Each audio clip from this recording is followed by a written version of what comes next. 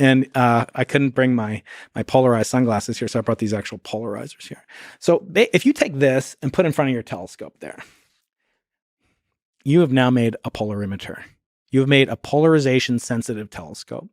Now, you may not be able to immediately know how you would use such a thing, but one way to think about it, now take this guy and look at a light.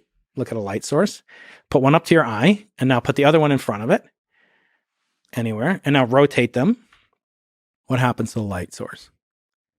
Becomes brighter and dimmer and brighter and dimmer. Yeah, so it's called a quadrupolar pattern, right? So it's repeating. It goes bright, dim, bright, dim. It rotates twice in intensity for every single physical rotation. Wow. And that's because of the property of the photon. The photon is a spin-one field, but the polarization of light it's the axis at which its electric field is oscillating.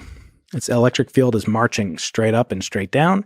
And so therefore vertical polarization is the same as negative vertical polarization. And so you get the same pattern as you rotate 2 times for every one physical rotation. It's just like a spin 2 object.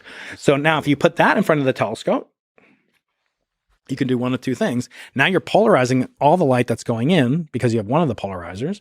And then you can analyze it as you rotate the other one. You can analyze it and change the amount of polarization. Or you can put this kind of very special crystal in here. There's a crystal. It's called calcite. This is from Lex Luthor, not Lex Fridman. This crystal, put it on top of your printed notes there and tell me, what does it look like? There's like I could see everything twice. It's a double image. It's a double image. That is a special crystal that has 2 different indices of refraction. So light emerging, which is unpolarized from the black ink, comes out, and it splits into 2 different directions.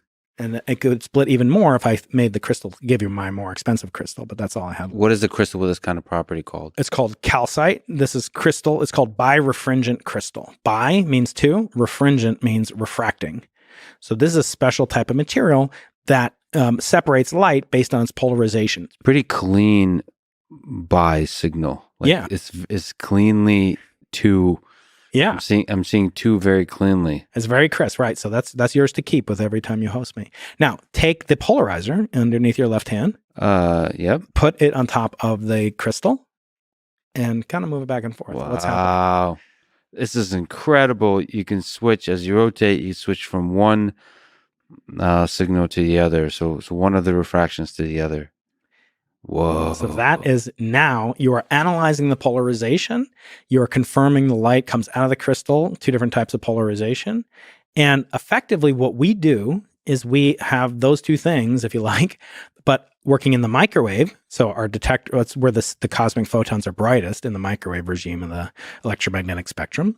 And we're coupling that to a refracting telescope, but your eyes are refracting telescopes. So you are a polarimeter right now.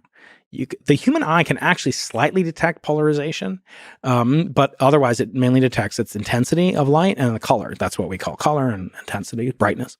So you're devising an instrument that's very precisely measuring that polarization. Exactly. And doing so in the microwave region with detectors not made of biological human eye retina cells, but of superconductors and things called bolometers. And this has to be done at temperatures close to absolute 0 under vacuum conditions, 1/1000th of the pressure we feel here at sea level.